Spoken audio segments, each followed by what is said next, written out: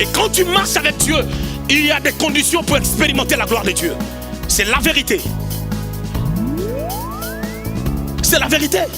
On est là, ne va pas me respecter parce qu'il doit respecter d'abord son mari. Non, respectez vos maris doivent aussi vous respecter.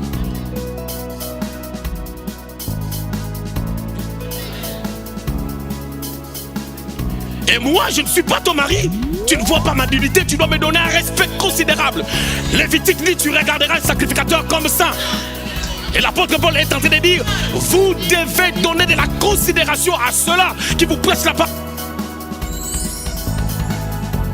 Bénissons ta fidélité au nom de Jésus. Au nom de Jésus. Amen. Très bien. On va reprendre nos places. On va écouter la parole.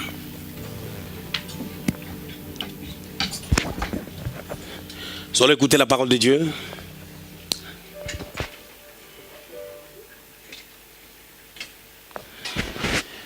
Nous allons partir sur base d'un seul texte. Vous le savez très bien, nous sommes en train d'enseigner sur... on avait commencé à partir du dernier dimanche où j'étais là, parce que le dimanche passé, je crois que j'étais pas là. On avait commencé un nouvel enseignement sur la réalité de l'appel. On avait fait l'introduction générale. On a parlé de l'appel comme étant vocation, non pas l'appel d'un oncle ou d'un parent biologique, mais l'appel de Dieu. On avait fait l'introduction générale, on a montré quelques valeurs liées à l'appel. Et aujourd'hui, le Seigneur a placé dans mon cœur de partager sur la Pâque, pour que nous puissions comprendre. Vous savez, lorsqu'on évangélise, des fois on peut te poser la question, c'est quoi la Pâque? Et c'est quoi la Pentecôte? Oh, la Pentecôte, c'est la Pentecôte, hein? Tu sais pas? C'est la Pentecôte. Tu dis la Pâque, c'est quoi? Si, c'est la Pâque.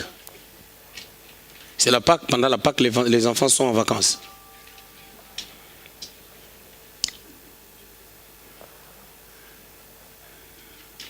Si, la Pâque, pendant la Pâque, il n'y a pas école. D'ailleurs, il y a 2 ans passés, lors de la Pâque, j'avais même voyagé. Exode au chapitre 12. Nous bénissons le Seigneur pour l'homme de Dieu qui est venu nous rendre visite. Que Dieu te bénisse. Exode au chapitre 12. On va lire à partir du 1er jusqu'au 14e verset. Exode au chapitre 12. Exode chapitre 12, 1 à 14. Une longue lecture. On est obligé de le faire.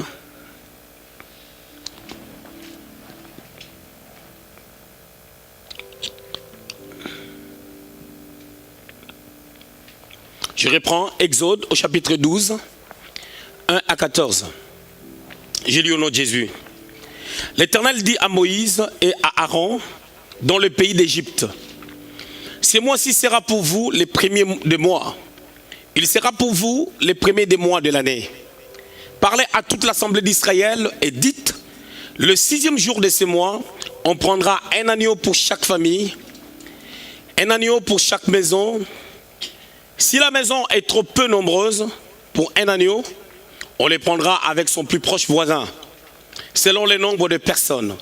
Vous compterez pour cet agneau d'après ce que chacun peut manger. Ce sera un agneau sans défaut, mâle âgé d'1 an. Vous pouvez prendre un agneau ou un chevreau. Vous les garderez jusqu'au 14e jour de ce mois. Et toute l'assemblée d'Israël immolera entre les 2 soirs. On prendra de son sang et on en mettra sur les 2 poteaux et sur les lintons de la porte des maisons où on les mangera. Cette nuit même, on en mangera la chair rôtie au feu. On la mangera avec des pains sans levain et des herbes amères. Vous ne les mangerez point à demi-cuit et bouillis dans l'eau, mais il sera rôti au feu avec la tête, les jambes et l'intérieur. Vous n'en laisserez rien jusqu'au lendemain. Et s'il en reste quelque chose le matin, vous le brûlerez au feu. On a dit, vous ne garderez rien jusqu'au lendemain matin. Vous savez, il y a des personnes qui n'arrivent pas à jeter les affaires. Il y a d'autres personnes ici qui ont des vêtements de 1983, qui n'arrivent pas à les jeter. Quand ils déménagent, ils ont des tonnes et des tonnes d'affaires. Ils ont même des affaires quand ils avaient 17 ans et demi. Je ne sais pas s'ils prient pour qu'elles maigrissent ou qu'ils maigrissent. Je ne sais pas. Je continue la lecture, verset 11. Quand vous les mangerez, vous aurez vos reins sains, vos souliers aux pieds et votre bâton à la main. Et vous les mangerez à la hâte. C'est la Pâque de l'Éternel. Cette nuit-là, je passerai dans le pays d'Égypte et je frapperai tous les premiers-nés du pays d'Égypte, depuis les hommes jusqu'aux animaux. Et j'exercerai des jugements contre tous les dieux de l'Égypte. Je suis l'Éternel. Le sang vous servira des signes sur les maisons où vous serez. Je verrai les sangs et je passerai par-dessus vous. Eux, il n'y aura point de plaies qui vous détruisent quand je frapperai le pays d'Égypte. Verset 14. Vous conserverez les souvenirs de ce jour et vous les célébrerez par une fête en honneur de l'Éternel. Vous les célébrerez comme une loi perpétuelle pour vos descendants. Amen. Le Seigneur a déjà béni sa parole.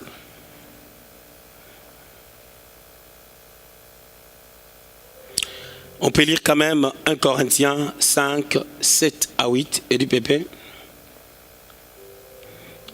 « 1 Corinthiens 5, 7 à 8. Faites disparaître le vieux levain, afin que vous soyez une pâque nouvelle. Puisque vous êtes sans levain, car Christ, notre Pâque, a été immolé.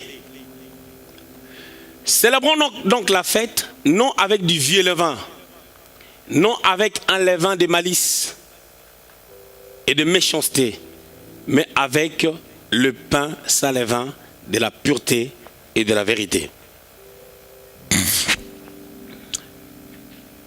Partons du livre d'Exode au chapitre 12. Nous allons par la grâce de Dieu parler de la Pâque. C'est un sujet assez vaste.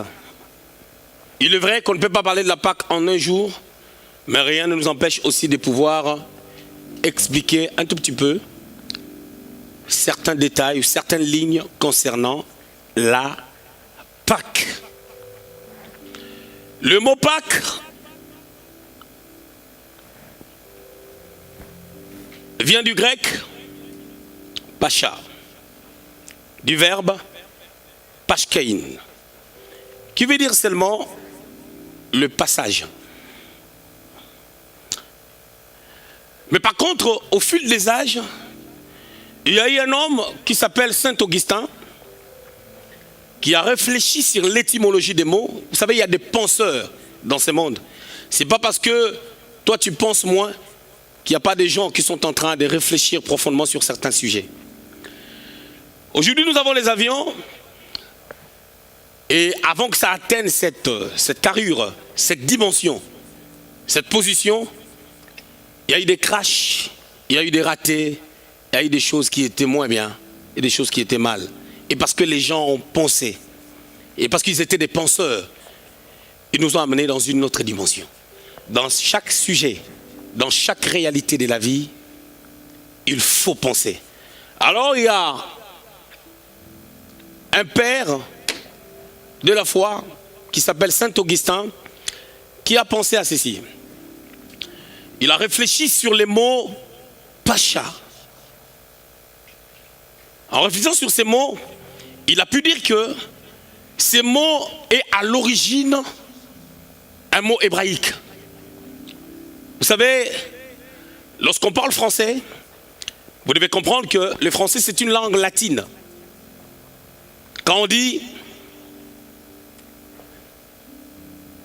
je suis en train de raconter une chose, je suis en train de narrer une histoire.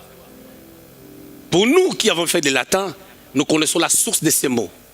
c'est un mot qui est emprunté dans la langue latine.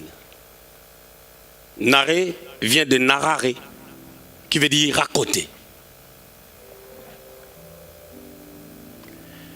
Il y a des mots qui sont empruntés dans d'autres langues. Vous l'avez remarqué. Même en français, il y a certains mots anglais que nous empruntons. Bon week-end. Nous le disons en français, mais le week-end, c'est un mot anglais qui est validé, reconnu dans la langue française. C'est pas ça? Alors, Saint Augustin a réfléchi pour dire que ces mots à l'origine, par ses recherches, par sa connaissance, il s'est dit que c'est un mot hébraïque. Et ces mots hébraïques parlent de deux choses. Premièrement, souffrir, et deuxièmement, l'action des passés. Premièrement, souffrir, deuxièmement, l'action des passés. Mais si nous devons rester dans notre contexte textuel, nous dirons ceci. Parce que ces jours-là, il y a eu des gens qui ont souffert par la mort de leurs enfants. Parce que lors du premier Pâques, de la première Pâques, excusez-moi, il y avait plusieurs morts. Du premier-né de bétail jusqu'aux humains. Même le premier fils de Pharaon était mort en Égypte. Les gens ont souffert de la perte des hommes. Et de l'autre côté, Israël devait passer de l'autre côté. Pourquoi Israël devait passer de l'autre côté? Parce qu'il y avait un ange exterminateur qui devait représenter Dieu en passant entre les deux nuits, c'est-à-dire en une nuit, il devait frapper tous les enfants des Égyptiens. Cette action de passer a fait que dans des maisons où on a immolé l'agneau et qu'on a pris le sang, on l'a mis sur les portes, sur les lintons, lorsque l'ange passait, il n'a pas pu toucher cette maison parce que c'était parce que c'était les maisons des enfants d'Israël. Et toutes les maisons où il n'y avait pas la marque des sangs étaient frappées. Et par le passage de l'ange, il y a eu la Pâque. Non seulement l'ange était passé, mais il y avait une nourriture qui devait être mangée selon l'ordre que Dieu avait donné. Donc la Pâque, tout ça, ce n'était qu'une préfiguration. L'Ancien Testament, c'est l'ombre, et aussi l'Ancienne Alliance, c'est l'ombre, et la Nouvelle Alliance, c'est le dévoilement. Et nous voyons dans 2 Corinthiens, 1 Corinthiens, chapitre 5, verset 7, la Bible dit, à la deuxième partie, que Christ, notre Pâque, a été immolé. C'est-à-dire, lorsque le Seigneur est mort à la croix, le jour où il est mort à la croix, nous avions été délivrés et transportés, selon Colossiens chapitre 1er, au verset 13, du royaume des ténèbres à son admirable royaume des lumières. Et qu'est-ce qui s'est fait? Ce n'étaient pas les Égyptiens qui avaient souffert, mais c'est Christ qui avait souffert. Parce qu'il a été torturé, il a été tabassé pour notre salut. Et par cette action, nous sommes passés du royaume des ténèbres au royaume de la lumière. Et c'est ça la signification de la Pâque. La Pâque, c'est une passation. La Pâque, c'est l'action des passés. La Pâque, c'est lorsque la souffrance de Christ a de l'impact dans la vie des chrétiens. La Bible déclare dans le livre d'Hébreux qu'il a traversé les tabernacles, non pas un tabernacle qui est fait par le main d'homme, mais un tabernacle spirituel. Et par cette action, parce qu'il a traversé, quand on dit il a traversé, c'est-à-dire il est passé, il a traversé, comme lorsque Dieu était passé en Égypte pour détruire. Mais lorsque lui il est passé, il a détruit les œuvres de l'ennemi. Et dans Colossiens au chapitre 2, on pourra dire qu'il a effacé l'acte dont les ordonnances nous condamnaient. Et selon Romains au chapitre 8 au verset 1er, on pourra dire qu'il n'y a plus de condamnation pour ceux qui sont en Jésus. Pourquoi? Parce que nous avons reçu la liberté de la même manière que les enfants d'Israël étaient en captivité. En Égypte, ils étaient des esclaves. Ils étaient sous l'emprise de Pharaon. Ils ont travaillé pour Pharaon. Ils ont construit des maisons. Ils ont construit des villes pour Pharaon. Mais lorsque cette action s'est produite, quelque chose s'est passé. Ils n'étaient plus des esclaves. Ils étaient enfin libres. Sous la direction de Dieu, ils ont commencé à marcher. Ils ont traversé la mer Rouge. En traversant la mer Rouge, ils sont passés par les déserts jusqu'à hériter la terre promise, la terre des Canaan, qui autrefois a été promise à Abraham, le patriarche. Parce que le Seigneur lui avait dit, dans Genèse au chapitre 15, à partir du 8e verset jusqu'en bas, lorsqu'il lui a demandé d'offrir des sacrifices, il lui a dit, sache que tes descendants seront esclaves, mais à la 4e génération, je le visiterai. Et vous remarquerez que la prophétie avait dépassé les bornes. La prophétie devait prendre 400 années, mais elle a pris 430 ans. Raison pour laquelle, j'aime dire, selon qu'il est écrit dans la parole de Dieu, lorsque c'est que Dieu promet tarde, il faut continuer à l'attendre, il faut persévérer. Il n'y a pas quelqu'un qui va le faire à ta place. Il n'y a que toi qui peux le faire. La foi, c'est personnel. J'entends plusieurs personnes dire, nous sommes de la famille chrétienne. La famille chrétienne n'existe pas selon moi. Le salut est individuel. Nous sommes de la famille chrétienne. Mais si dans cette famille, soi-disant qu'on parle, qu'on appelle par nous la famille chrétienne, quelqu'un marche dans la débauche, il n'héritera pas le royaume de Dieu, malgré qu'il porte le nom de la famille chrétienne. C'est devenu comme des titres. Être chrétien n'est pas la titromanie. Mais être chrétien, c'est une identité. Une nouvelle identité que Dieu nous a donnée en Christ. Parce que nous sommes passés. Parce que nous avons traversé. Parce que nous sommes maintenant de l'autre côté de Dieu. Et à cette dimension, Christ habite en nous. Galates au chapitre 2, verset 20, la deuxième partie, la Bible déclare, ce n'est plus moi qui vis, mais c'est Christ qui vit en moi. Il vit en moi au travers du Saint-Esprit. Parce qu'il avait dit que le Paraclétos, le consolateur de la même nature que moi, viendra. Parce qu'il avait dit, dans Jean chapitre 14, que je ne vous laisserai pas orphelin. Là, il parlait selon sa carrure de père.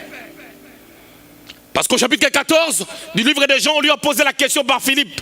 Montrez-nous le Père, et cela nous suffit. Il a dit, Philippe, jusqu'à maintenant, tu ne sais pas qui suis-je? Comme plusieurs personnes parmi nous, nous sommes chrétiens, nous prions Dieu, mais nous ne connaissons pas qui est Dieu exactement. Nous ne connaissons pas exactement l'impact de l'œuvre de la croix.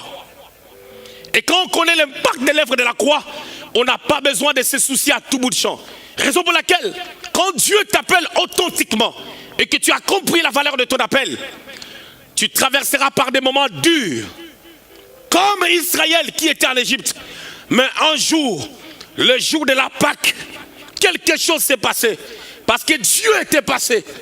Si Dieu était passé pendant que Christ n'était pas encore mort et ressuscité, et que ces gens n'étaient plus esclaves, à combien plus forte raison, nous qui avions Jésus, qui est mort à la croix, non pas seulement pour Israël, il est mort à la croix pour tous les pécheurs. Il est mort à la croix pour tout le monde. Et on pourra dire, comme Jean l'a dit au chapitre 1er, versets 11 à 12, à tous ceux qui l'ont reçu, à tous ceux qui croient à son nom, elle a donné le pouvoir, c'est-à-dire la lumière qui est devenue dans le monde, à toute personne de devenir enfant de Dieu. Lorsque je crois que je suis enfant de Dieu, à cause de la puissance de la Pâque, c'est-à-dire l'œuvre de la croix, je ne réfléchis pas comme tout le monde. Un enfant qui a son père qui est Premier ministre ou président de la République, cet enfant à 7 ans, il n'a pas de permis de conduire et il ne peut pas en avoir. Mais ça ne veut pas dire qu'il n'est pas héritier. Le problème de cet enfant, c'est le problème des temps. Lorsque le temps sera accompli, cet enfant pourra avoir le permis de conduire et plus encore, on va le faire les codes à la maison plutôt que dans une auto-école. Il y a des choses que vous n'arrivez pas à réfléchir sur ça.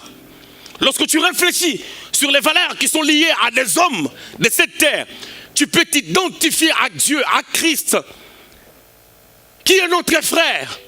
Il a fait de nous les enfants de Dieu. Tous ceux-là qui l'ont reçu, Le Seigneur Jésus-Christ, qui est la lumière du monde, a fait d'eux des enfants de Dieu, pour qu'ils soient notre frère, afin que Dieu, son Père, soit aussi notre Père. Et on pourra dire, nous sommes héritiers avec Christ, co-héritiers avec Christ et héritiers de Dieu. Mais merveilleux, aussi longtemps que l'héritier reste encore un enfant, il ne diffère en rien à un esclave. Exode, au chapitre 12. Moïse est parti voir Pharaon pour lui dire, laisse aller mon peuple, à partir d'Exode au chapitre 5. Parce qu'ils doivent aller dans le désert pour adorer Dieu. Le Seigneur avait dit à Moïse, lorsqu'il lui donnait la mission, dans le livre d'Exode au chapitre 4, que ce n'est pas dans la facilité que Pharaon va vous laisser. Bien aimé, il y a des choses qu'on n'obtient pas dans la facilité. Tout ce qui est lié à la grandeur, tout ce qui est lié à la quiétude d'un chrétien, tout ce qui est lié à la tranquillité d'une famille, vous devez comprendre une chose. La vérité est que toutes ces choses sont à nous et c'est accompli depuis la croix.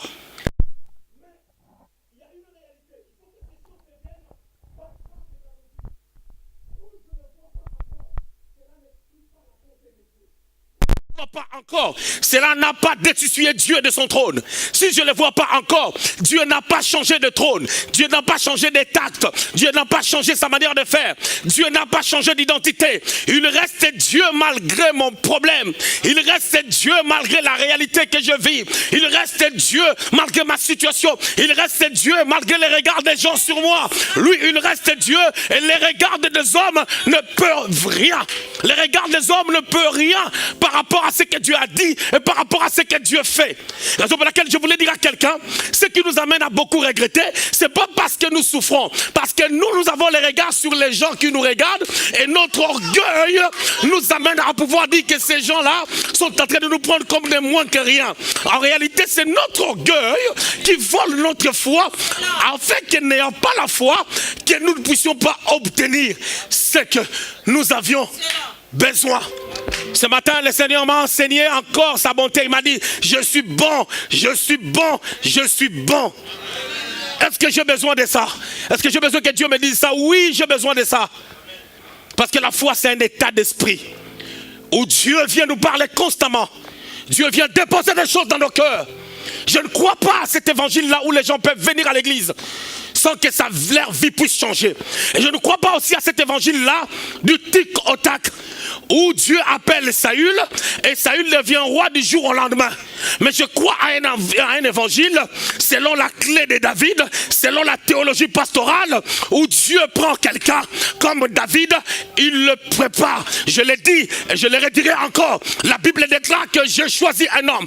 Psaume 89, verset 20. Je élevais un homme au milieu du peuple. Mais je me pose la question, David, Dieu l'a pris au milieu du peuple, mais David n'était pas sacrificateur. C'est le sacrificateur qui venait du milieu du peuple vers Dieu pour prendre les gens et les amener vers Dieu. David n'était pas sacrificateur, il était roi, mais on les sort au milieu du peuple pour que lui soit restaurateur de l'adoration, afin d'amener les gens vers Dieu dans son attitude, dans son cœur, dans son adoration. Et à ce temps, Dieu cherche des dispensateurs qui ont la capacité d'avoir des problèmes qui persistent, mais ils gardent la foi avec Dieu. Ils prophétisent, ils parlent de la part du Seigneur, ils démontrent la puissance de Dieu parce qu'il est ressuscité. Il est ressuscité des morts. Et lorsqu'il était ressuscité, on a mis les gardiens.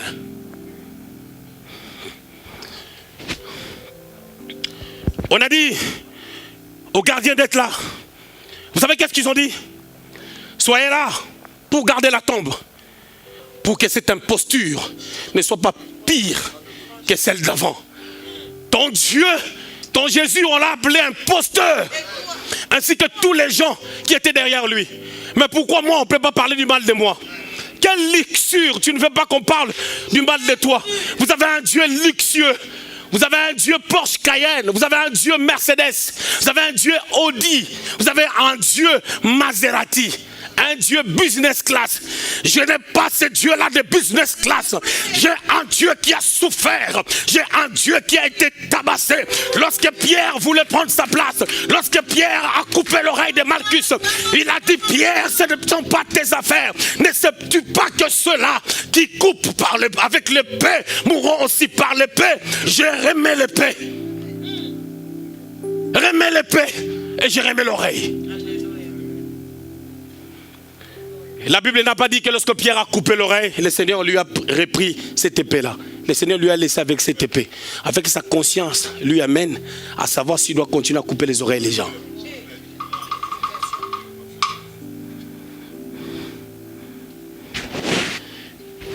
Exode chapitre 12. J'aime beaucoup prêcher dans l'Ancien Testament en mettant un pont entre l'ancien et le nouveau. Vous allez comprendre que mon message est fini. Je vous ai tout dit. Logiquement, oui. Je vais parler 5-10 minutes. Vous savez, quand on parle de ces choses, les gens se réjouissent. Alléluia! Quand on va retourner à la maison, on va recevoir quelques courriers. Le lundi à 10h, un coup de fil. On va te laisser le message: Madame Ethel, vous savez, vous n'avez pas encore payé. Et bientôt là, il y a le huissier qui va tomber. Et quand le huissier va tomber, il prendra même les chaussettes de tes enfants.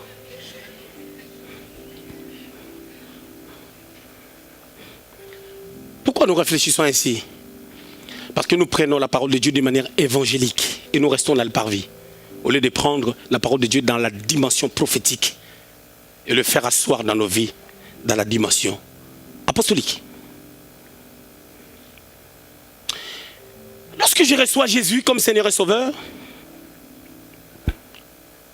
l'acte qui est posé, c'est pas ma force.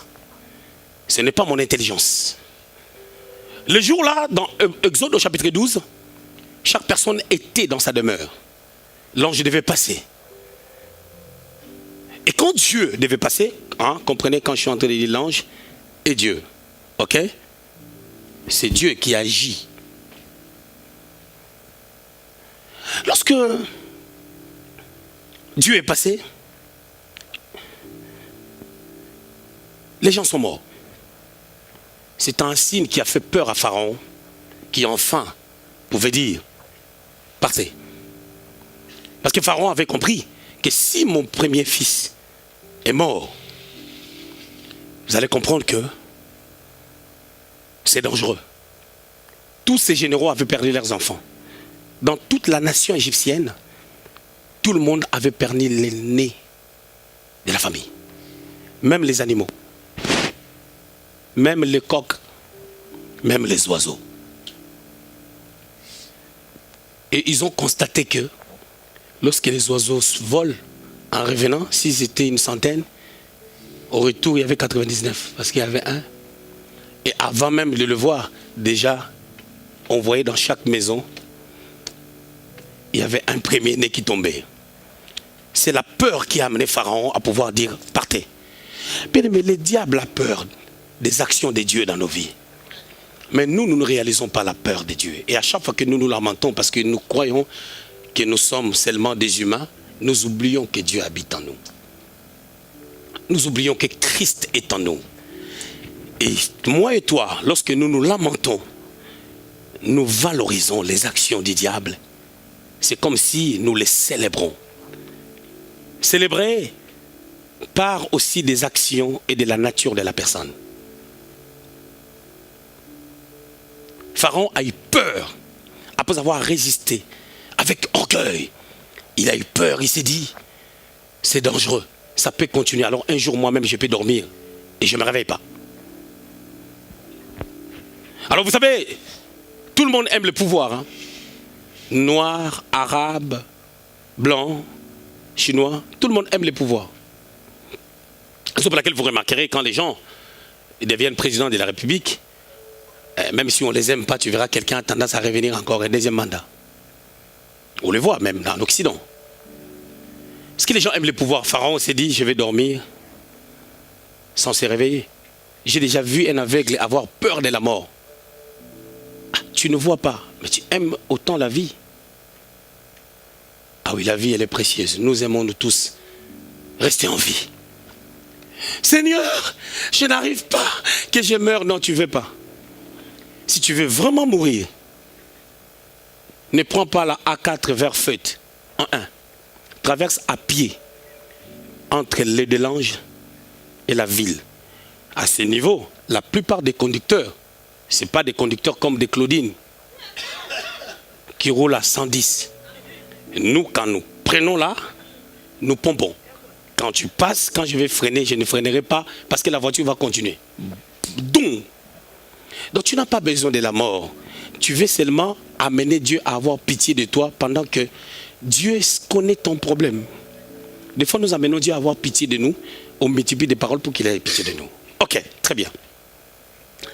Alors, ce jour-là, l'action qui s'est passée, le Seigneur avait tout accompli. Dieu avait tout accompli. Pharaon a eu peur, il les a libérés. Mais qu'est-ce qui s'est passé? Qu'est-ce qui a donné, a pris la valeur à cette action? Le Seigneur avait dit, chaque famille va prendre un agneau ou un chèvreau. Et quand vous allez les prendre, vous allez les manger selon le nombre de personnes que vous avez à la maison. Si l'animal que vous allez prendre, qui aura bien entendu un an, si l'animal est trop grand par rapport au nombre de personnes qui doivent les manger, parce que ça ne doit pas rester, vous allez manger avec les voisins. Par là, vous allez remarquer que dans le christianisme, il y a premièrement une notion d'obéissance aux règles de Dieu. La deuxième des choses, il y a une notion d'amour. Vous mangerez avec les voisins. La troisième notion, c'est une notion de collaboration. On ne peut pas s'en sortir dans la vie seule. Le diable a mis un système dans la vie de chaque chrétien. Les chrétiens viennent dans des églises, mais ils ont leur vie. Je ne me mélange pas. Je ne vais pas. Je ne vais pas faire ceci. Je ne vais pas faire cela. Je ne me mélange pas. Pourquoi? Parce qu'ils ont eu trop de problèmes. Et le diable a créé des problèmes dans leur vie pour les amener à se rétracter. Remarquons, pas forcément ici, même dans d'autres églises, quand il y a une fête de mariage, les gens se marient. Ce n'est pas tout le monde qui vient. La plupart des gens qui viennent, ce sont des anciens de l'église et des personnes qui sont vraiment des vrais fêtards. Des gens qui aiment la fête, qui sont habitués à la fête. Alors, parce qu'ils ne partent plus dans des boîtes de nuit, ils trouvent les occasions. C'est pour ça que vous remarquerez ça même dans l'air danse. Vous remarquerez dans l'air danse, quand on va mettre la musique, bien que ce sont des chansons de Dieu, mais toutes les danses qu'ils étaient en train de taper dans des boîtes de nuit, ça va sortir, tu verras. La bouche, ça fait quoi? Donc, pour bien danser, il faut seulement que la bouche...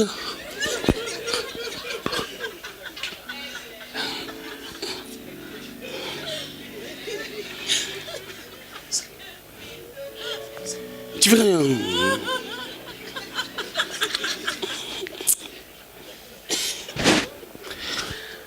Écoutez bien, mesdames et seigneurs.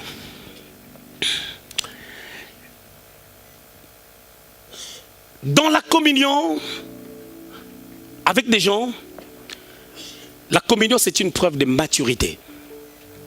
Celui qui est avec des gens, qui vit avec les gens, va développer la capacité de gérer les gens.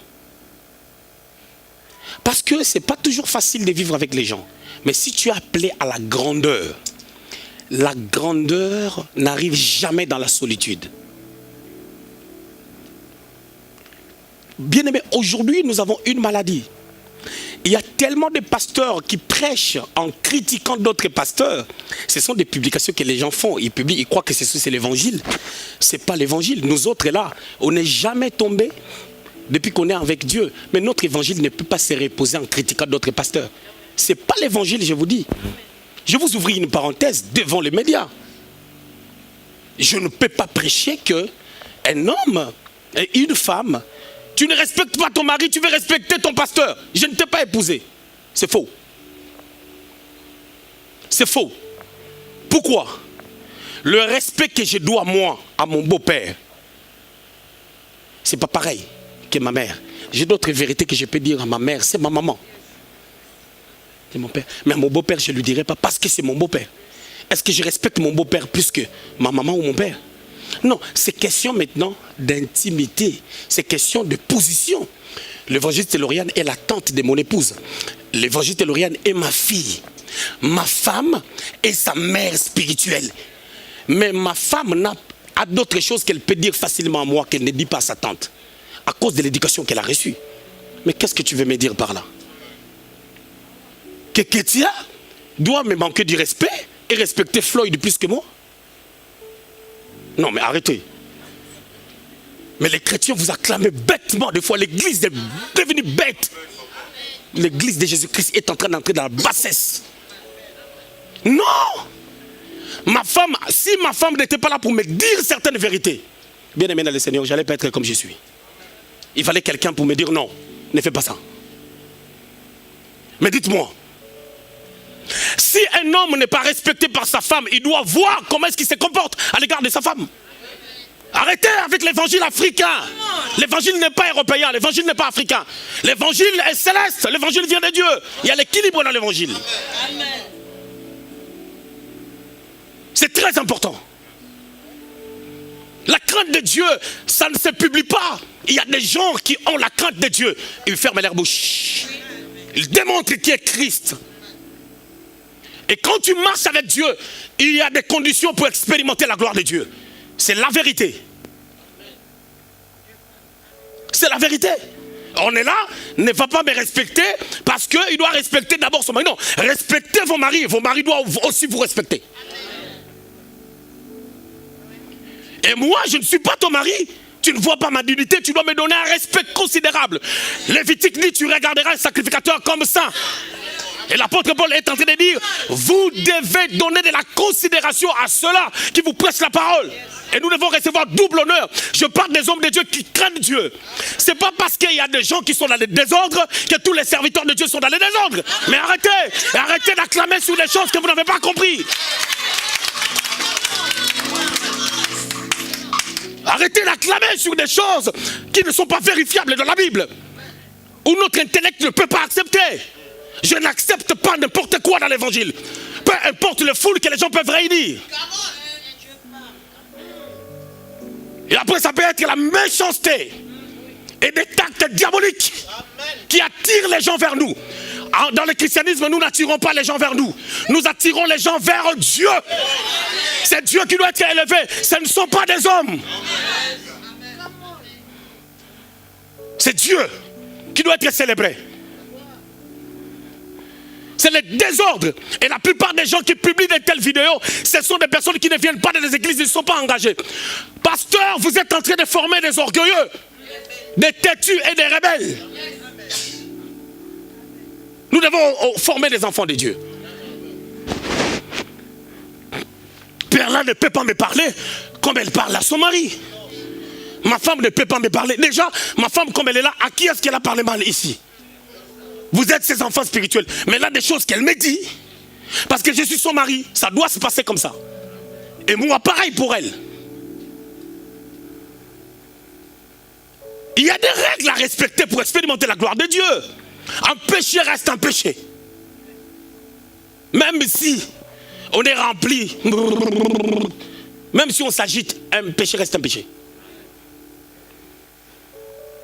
Et l'évangile, c'est la bonne nouvelle. Ce n'est pas la colère.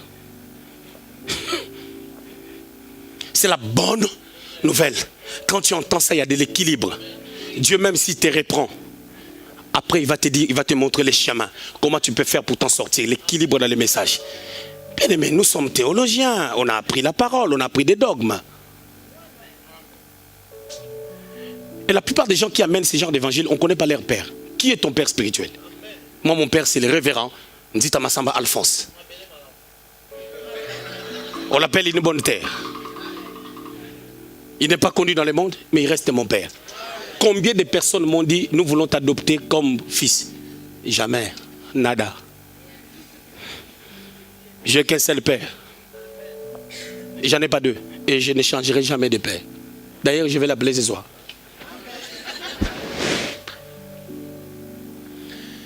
Lorsqu'ils ont... Dieu les a donné une condition. La Pâque va venir.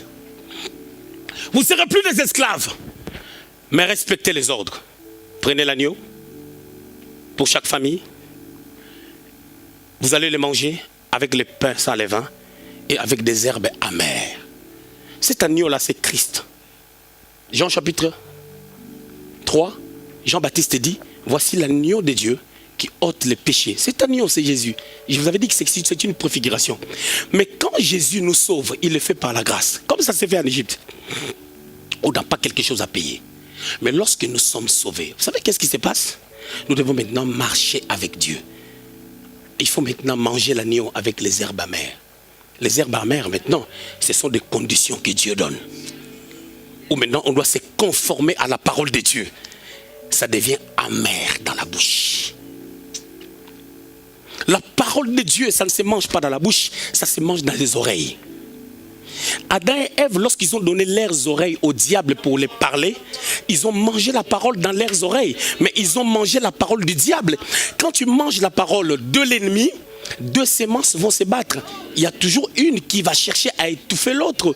Raison pour laquelle vous remarquerez que lorsque nous écoutons, la Bible dit, faites attention à la manière dont vous écoutez. Même quand je prêche, vous devez vérifier la parole de Dieu dans la parole. Jésus dit aux gens de son époque, Jean chapitre 5, verset 39, vous sondez les Écritures, vous croyez en elles avoir la vie. Mais toutes les Écritures parlent de moi. Sur la route d'Emmaüs, dans Luc au chapitre 24, la Bible déclare, il a commencé à leur parler de lui, partant de Écritures. Et quand la Bible parle des Écritures, la Bible parle de la loi. Donc le Seigneur est en train de leur dire que vous avez vu les serpents des reins dans le désert, c'était moi. Et quand Moïse a fait les tabernacles, ces tabernacles-là, c'était moi. Vous avez vu les bâtons que j'avais, que Aaron utilisait, ces bâtons-là, c'était moi. Je vous amène même bien avant, quand Noé est en train de construire l'arche, cette arche-là était moi. L'ordre que Dieu lui avait donné, les mesures que Dieu lui avait données, c'était moi, la manière dont je dois marcher. Chaque chose que tu fais pour Dieu doit être liée à des principes. Et Dieu les a donnés en principe. Ça sera un agneau ou un chevreau. Vous allez les manger avec les pains sans levain. Et vous allez les manger avec les herbes amères. Ces herbes-là sont amères. C'est pas comme je sais pas, les choux-fleurs. Moi, j'aime pas les choux-fleurs. C'est pas comme les bitekou-tekou. Vous connaissez les bitekou-tekou? C'est pas comme les gombo. Les gombo, ça se tire comme ça. Ndolé. Mais c'est amer. Quand tu les manges, le visage a changé. Mais par contre, en mangeant, c'est ça qui va te permettre de pouvoir sortir. Et Pharaon va te laisser partir. Mais maintenant, nous avions reçu Christ. La plupart des gens ont reçu Christ. Ils sont dans des églises, mais leur cœur a toujours des stratégies malsaines. Il y a toujours des stratégies malsaines. Pourquoi? Parce qu'ils ont refusé de manger des herbes amères. C'est qu'on leur dit, quand on te dit pardonne, et non, moi je ne peux pas pardonner. Quand on te dit tu dois comprendre telle chose, non. Et les gens ont leurs principes plutôt que les principes de Dieu. Le message est fini.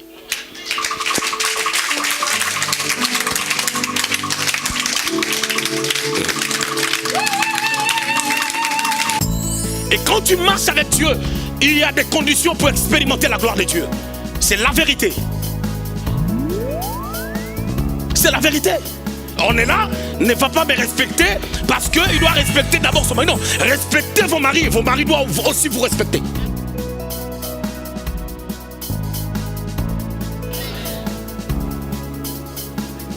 Et moi, je ne suis pas ton mari. Tu ne vois pas ma dignité, tu dois me donner un respect considérable.